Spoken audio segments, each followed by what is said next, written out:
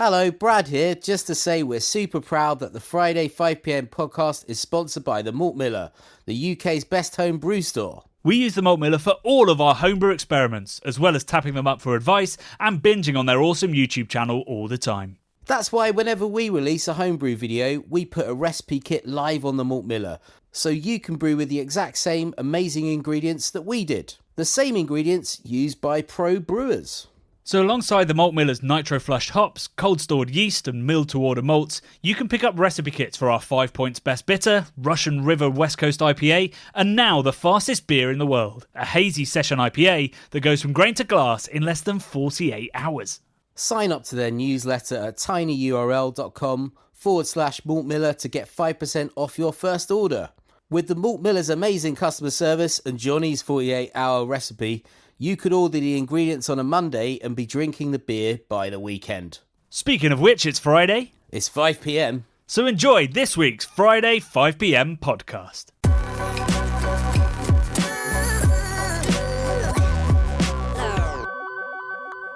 It's Friday, it's 5pm. Last week was our festival, but the party's not over yet, Bradley, is it? No, I'm still No, I'm not still hungover, but we are having... what should we call it? Like last orders or a second round of party, in that you can drink along with us. A live show if you couldn't make It's the after party. It's the after party to end A week all later. after parties.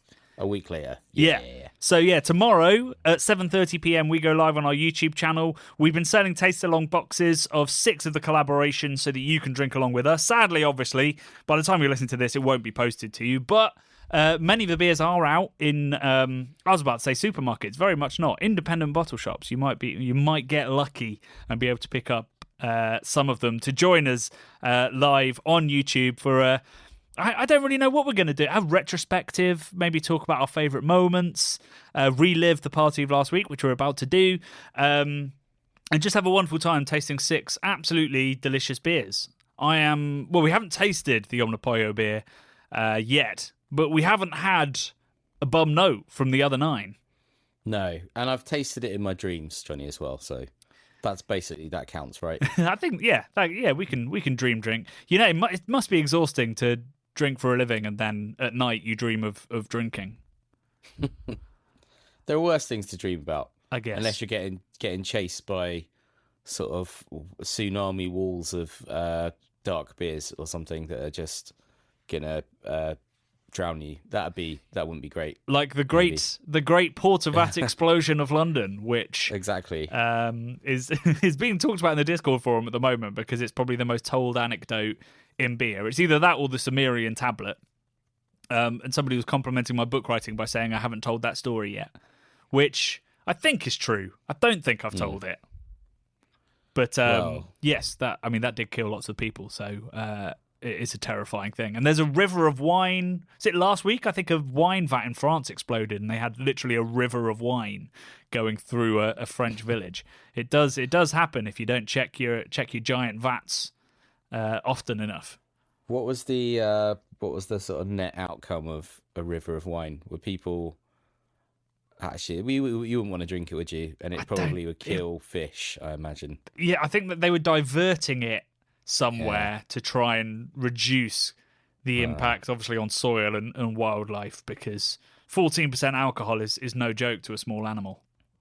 No, it's gonna fucking kill anything that it touches, probably. But for soil, would it hurt soil that much? I feel like it's got lots of nutrients in it.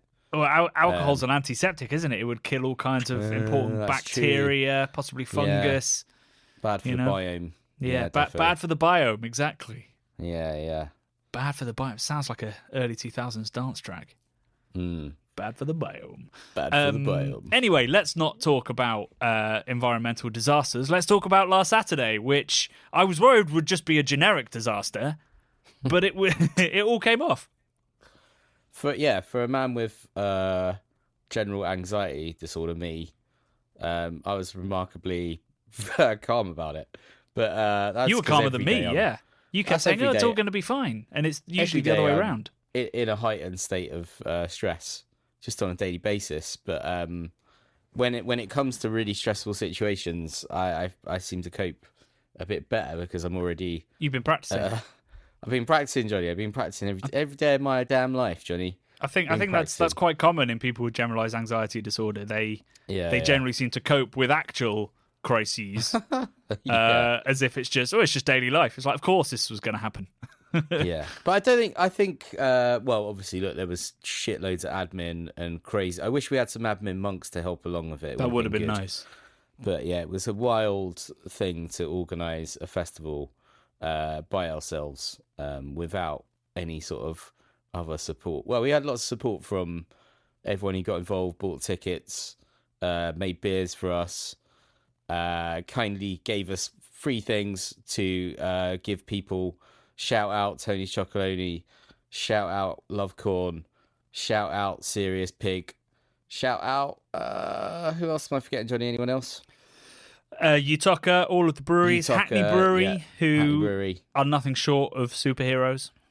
Yeah, but and despite Budvar, all that, Radim of Budvar, and Malt Radim Miller was amazing, and who, Malt Miller, who at the end of the list night goes sort on. of said, "Let's do this again," which nearly gave me Yeah. a heart attack there on site. Yeah, no, I think, yeah, you took on a lot with a lot of most of the admin, to be honest. So congratulations, Johnny, for surviving it. And I think we pulled it off, mate. I think everyone was saying to me that they had such a great festival experience. Almost like I didn't hear any negativity at all. It was kind of amazing. And I don't know if that's just because we were like the focus points of nice energy or something, but I know I didn't see you much that night because we were both kind of mingling hard around the rooms and the forecourts and stuff.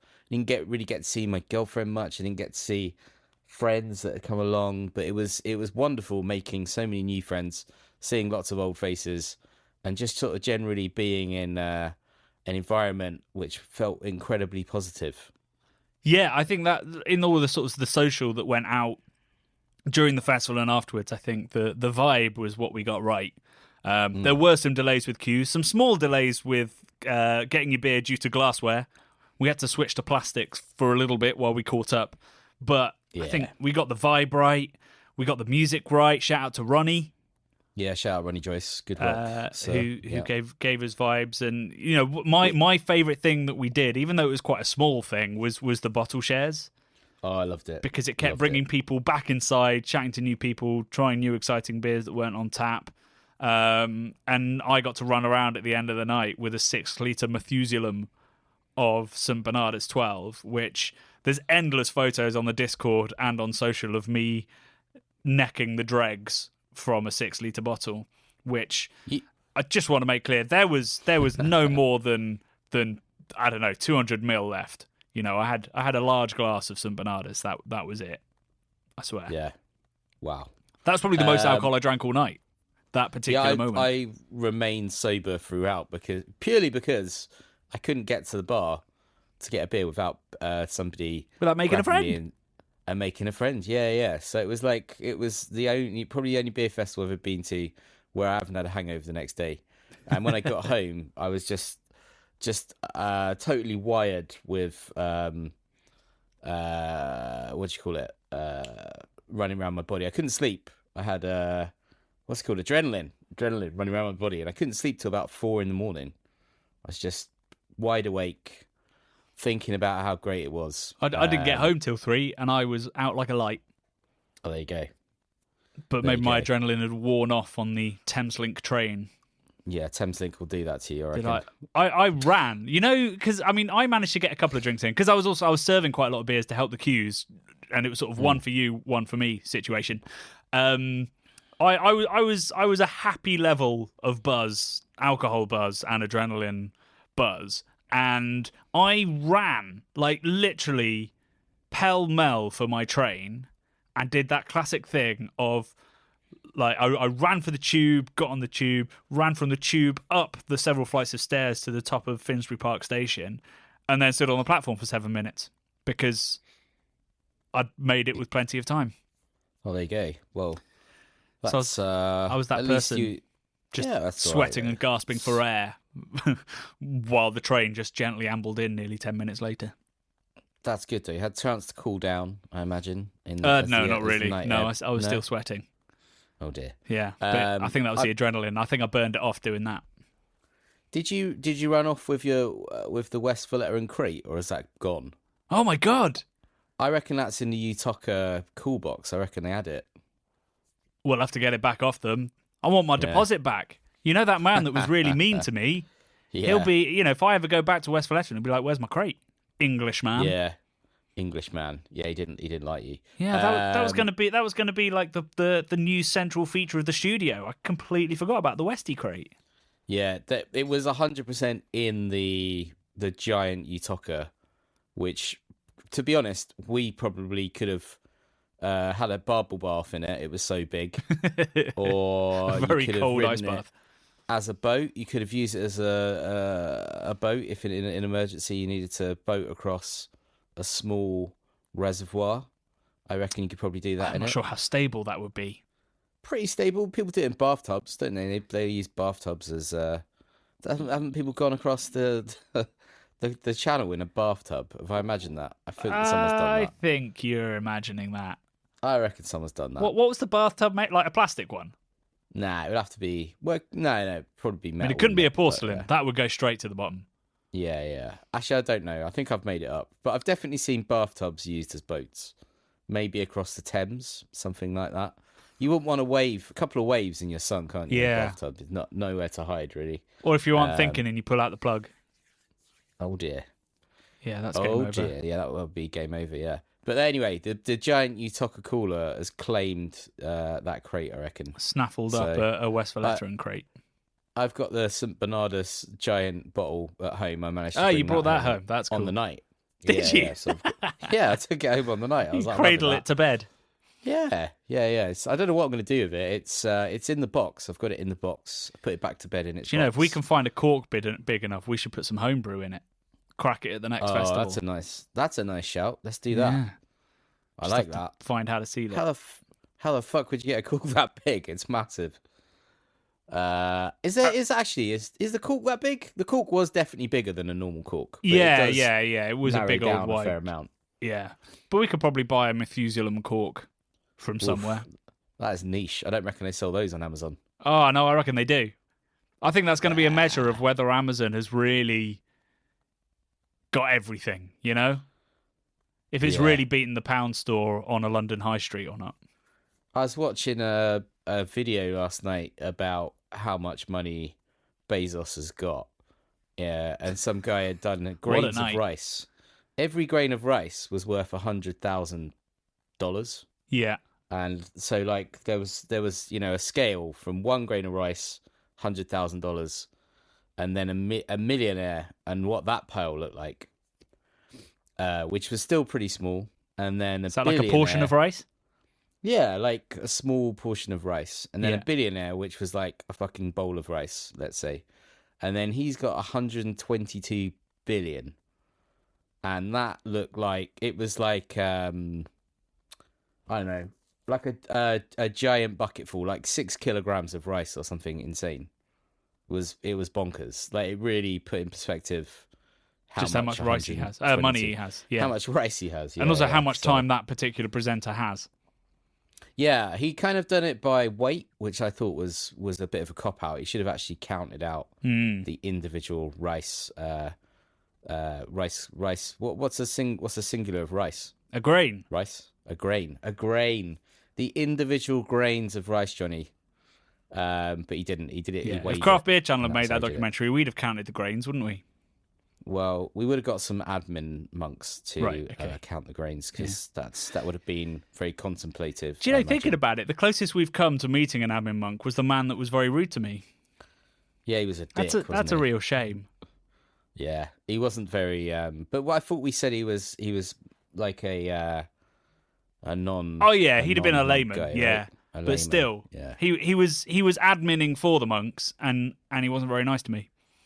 He's adminning hard, but he was going in too hard with his aggressive. Yeah, because I get it if it was like where a are you long from? queue of beer geeks being like, "Where's my Westie?" But there was only like 3 cars in front of us. He was having a perfectly chill day. It was weird. It was a weird one. But back to the festival, Johnny. What a night! What a night we had. Incredible. Great food as well was had with Sam's Pizza and Oh My Dog. I didn't get a pizza. I wish I'd got a pizza. I got a dog at the start, and then I just didn't really eat much else.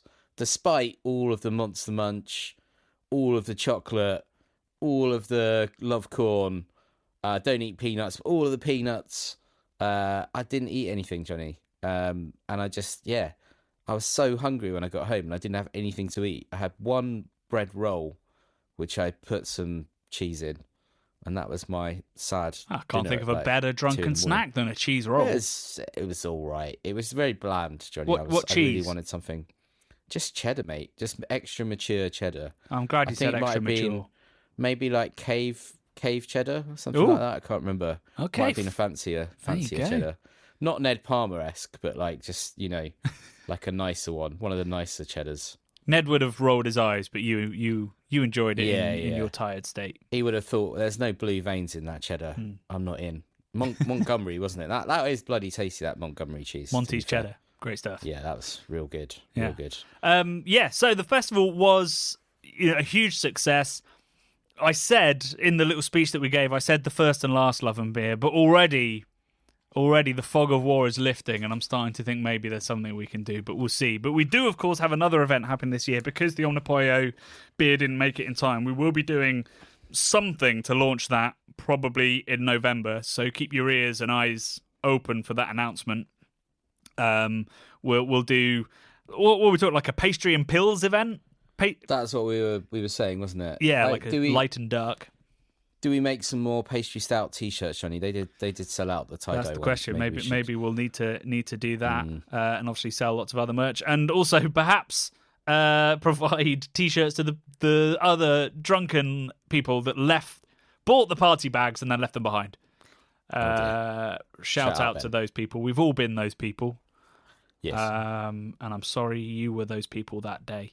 So there will be another event in November. We're not quite sure what it will look like, where it will be, or what we'll be serving, other than the Omnipoyo beer. But there will be another chance for folks that just couldn't make the day, but could make it logistically, to come along and say hi and taste maybe some of the collabs. Maybe one or two will still be kicking around in November. It's only 2 months. They'll still be pretty fresh.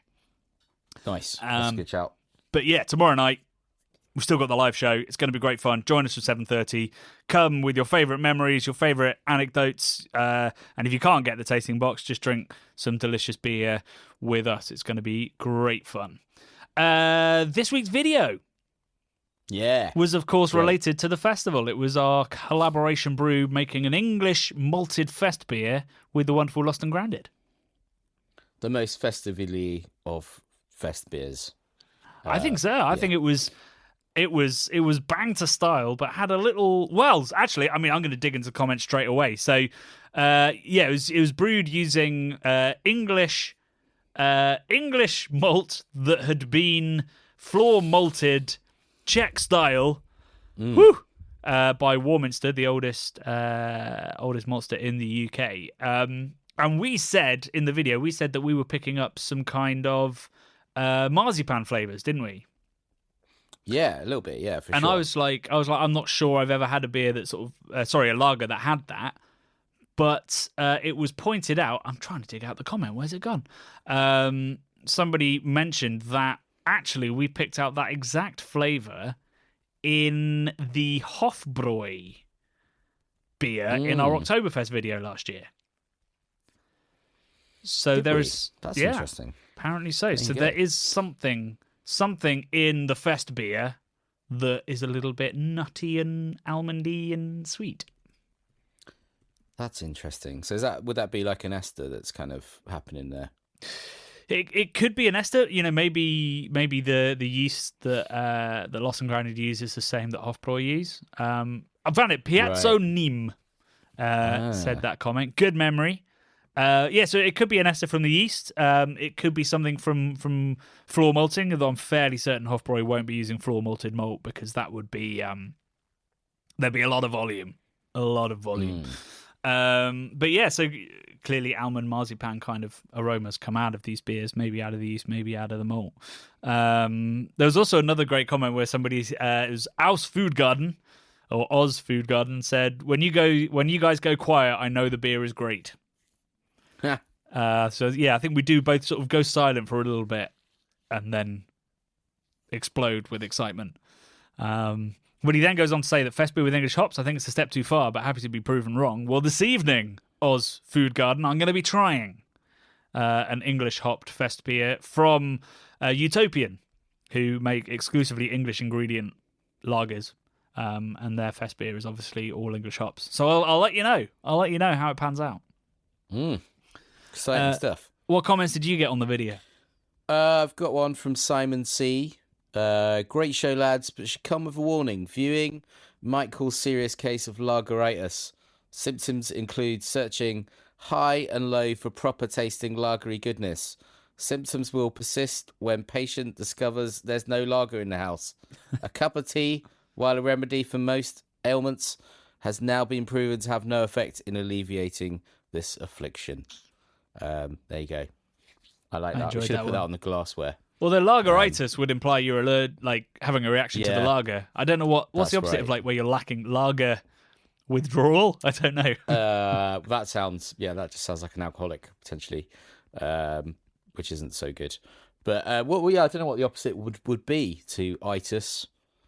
Would it be phobic? Deficiency. No, that's good, isn't it? As well, phobic is agra. What's the word when you're lacking iron? Anemic. Lageremic.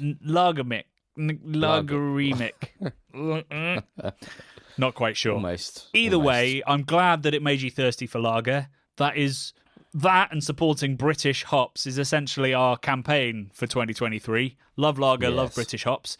Speaking of which, I've been editing this morning a video from the British Hop Harvest, which will be out in a couple of weeks, which I'm very excited about. A little update on Now IPA and the fate of British hop farms.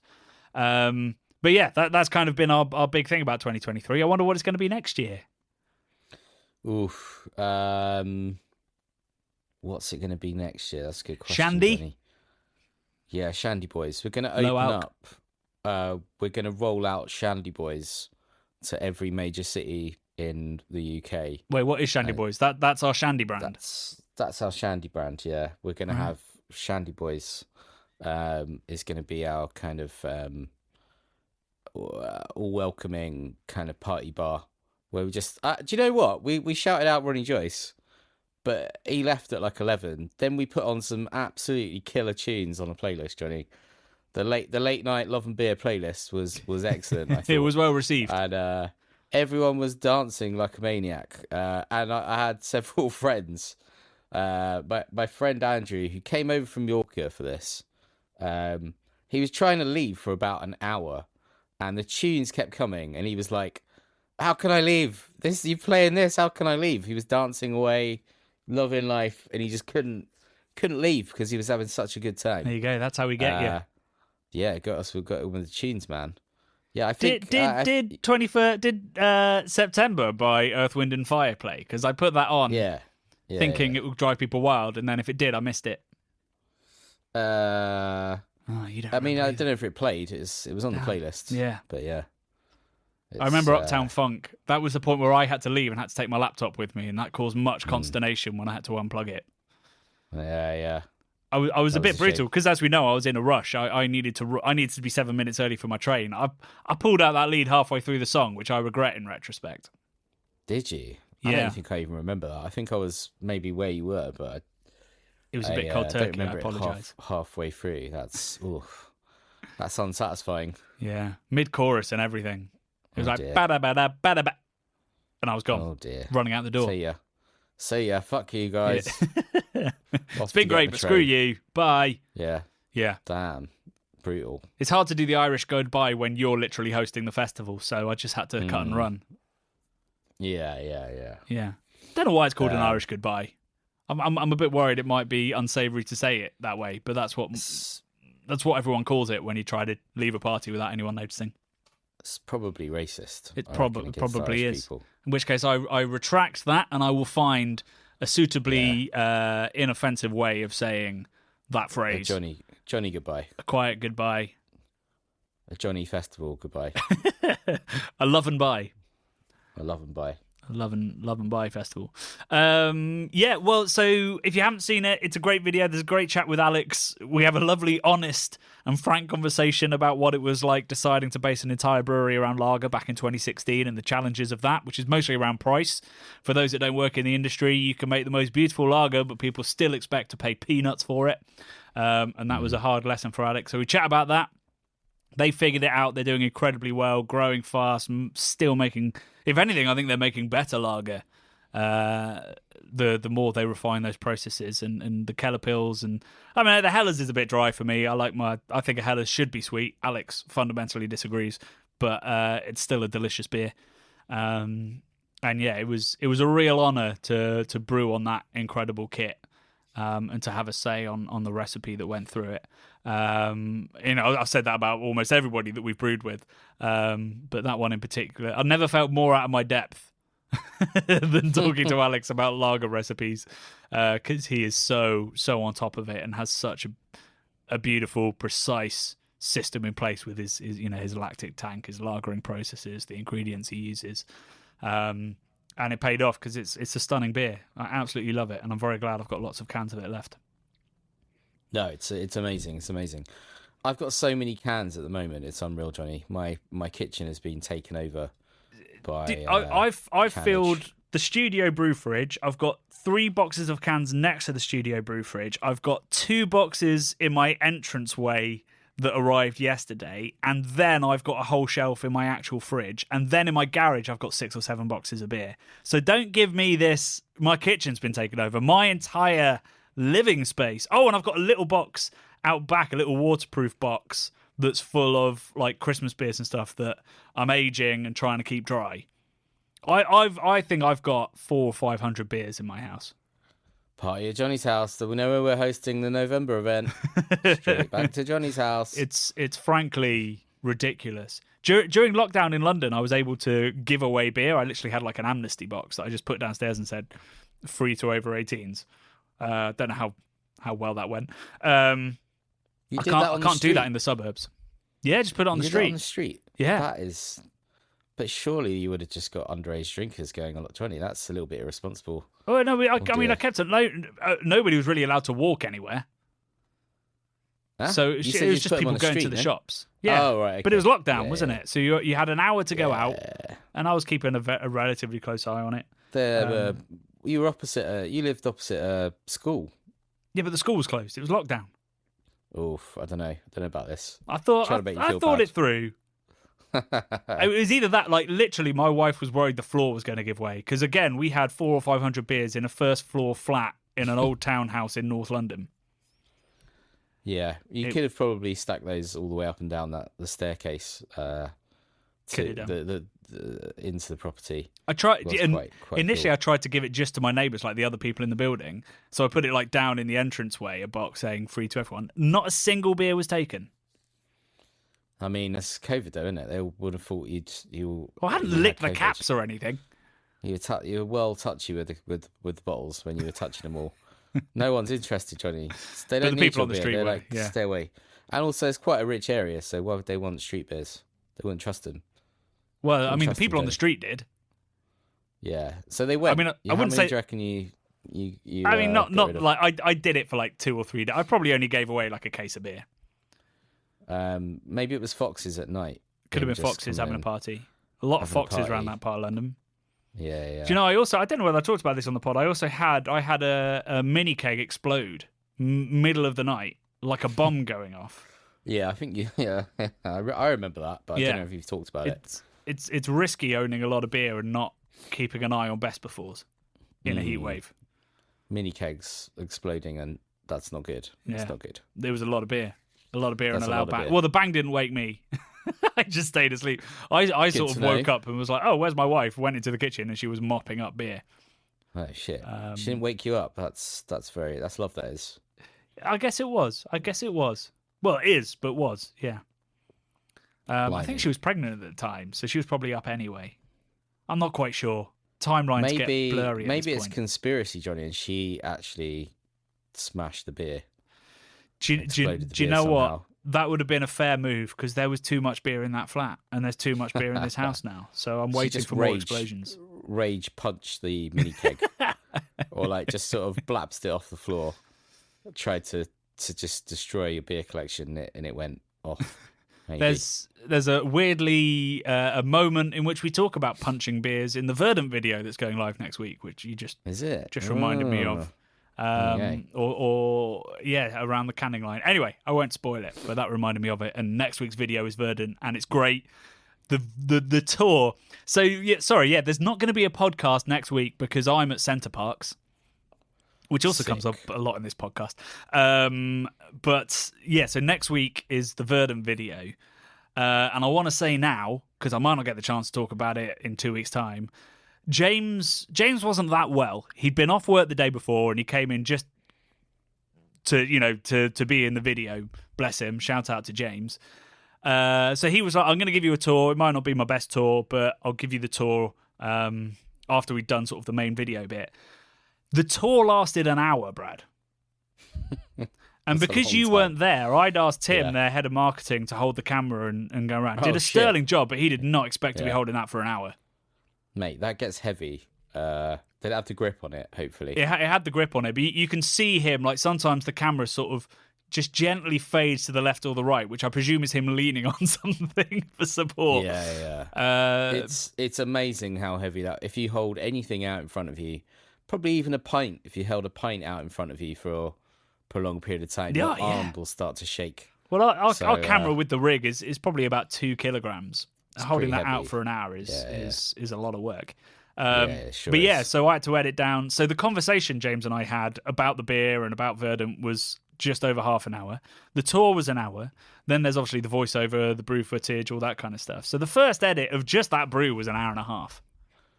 Wow. Like documentary length. Yeah, that is pretty wild. That's wild. But I've got it down to 29 minutes. Have you got like pizza stuff in there as well? Shots of pizza. Night. Yeah, from the pizza night. You did a pizza night, didn't you? Yeah. No, I didn't film the pizza and beer matching night that I hosted. I just that would have been difficult. It would have been because I was hosting. But I got a really nice slow mo of pizzas coming out the oven, lovely steam, and the pizza paddle. It's a good shot. Even though we don't mention pizza at any point in the video, I still put it in. Well, I'm gutted I didn't get to go. I'm gutted I didn't get to try pizza. Just gutted in general. It looks great, and I'm not gutted that I didn't have to hold a camera for an hour on a tour. Yeah, you'd have earned what the I pizza. usually have to do. But that's nice for it not to be me for once. But hopefully the footage is good, but not too good, Johnny, because I don't want anyone replacing me. Well, Tim did a great job, but he's not replacing you. Don't worry. Oh, that's good. That's good. Yeah, and he's Tim. He's got stronger arms. That's his payment. He doesn't need any more. I thought you meant stronger arms than me, which is probably true because I don't do any exercise. Oh, that I don't know, but I just meant stronger than before because he did a proper workout. Yeah. A proper workout.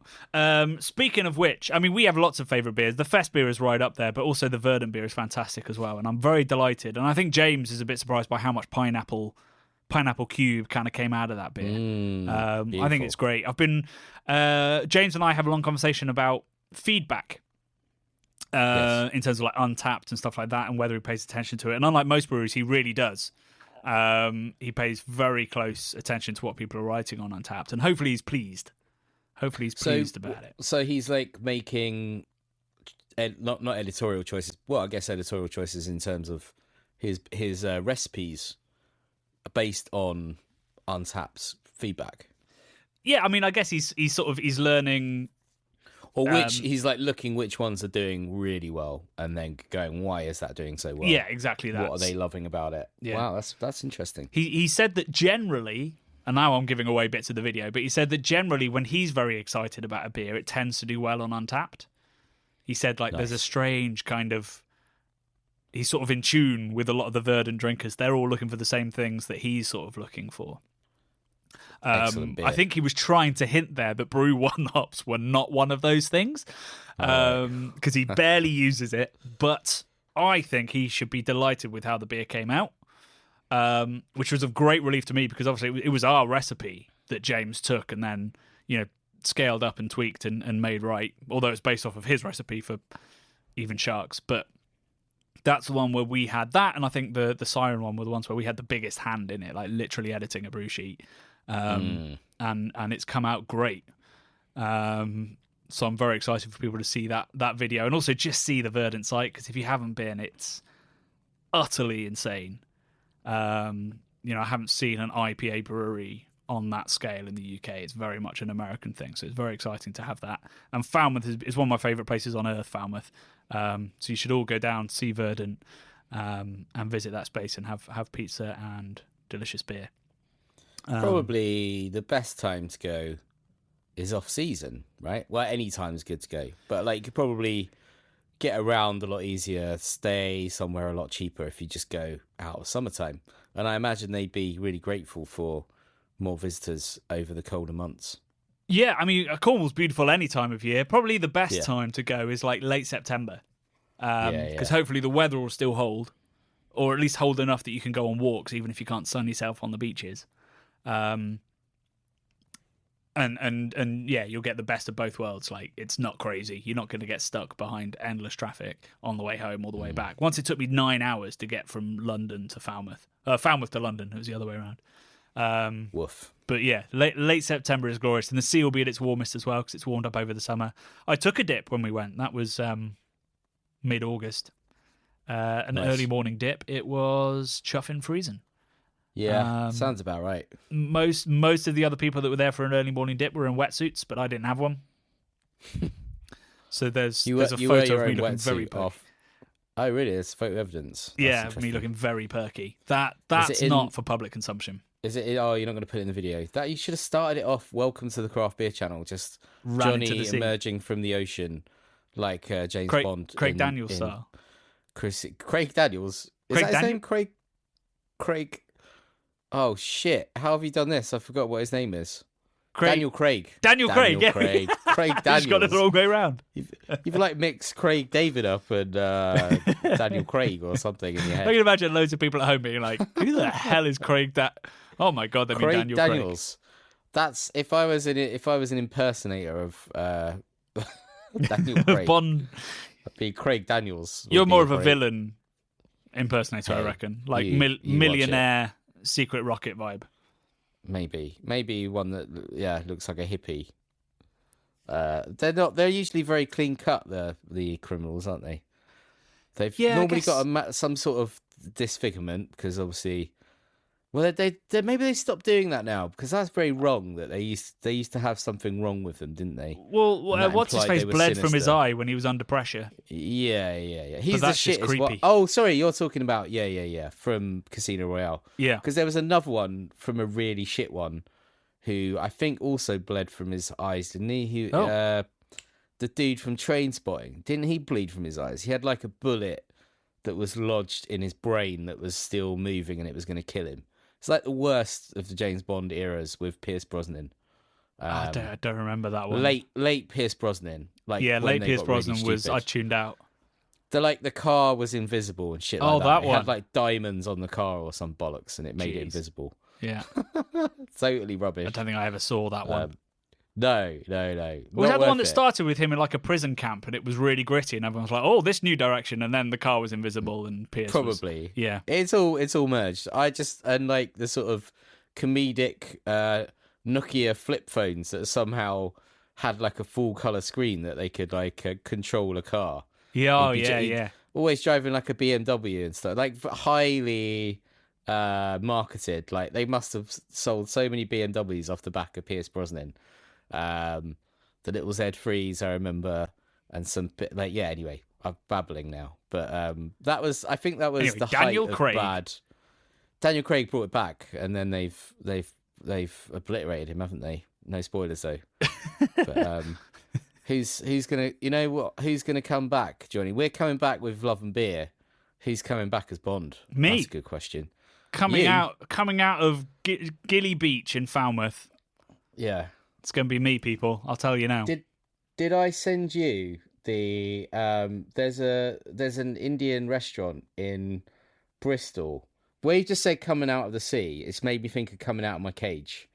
Bright side. Going back to Mr. Brightside. Yeah. And I don't know if I sent it to you or just some other friends, but yesterday I found it's called Urban Tandoor Bristol, and they've got an Instagram. They do amazing musical covers that are curry themed. So they've got Mr. Brightside, but it's it started off with a dip. How did it end up like this? It started off with the dips. How did it end up like this?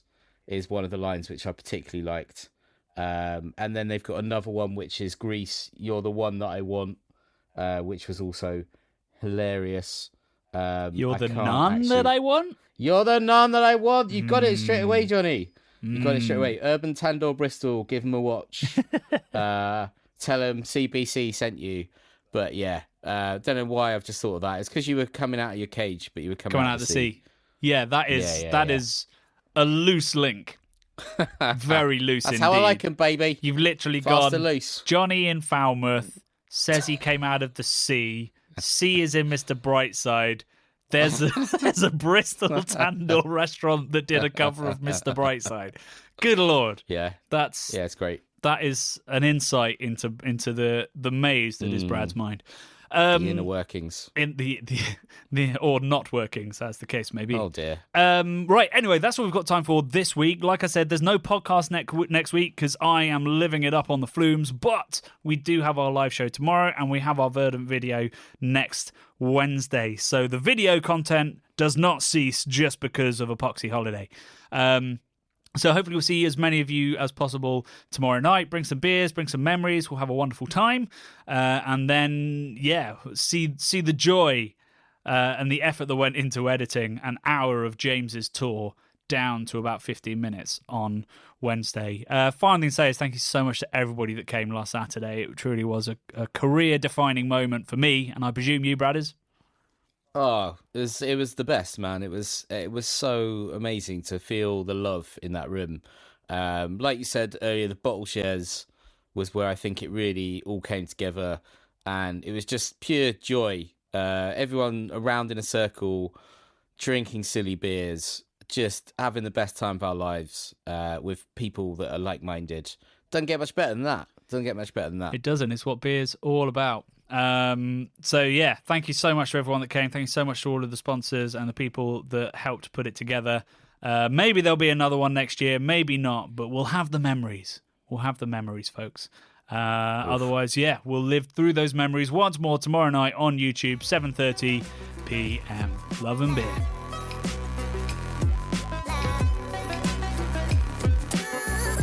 The Bubble and Friday 5pm podcasts are brought to you by the nerds behind YouTube's craft beer channel. You can watch over 400 mini documentaries at youtube.com/thecraftbeerchannel, and if you love what we do, support us via Patreon and get access to merchandise and our amazing Discord forum, a positive and welcoming space for everyone who loves beer, food and homebrewing. Love and beer.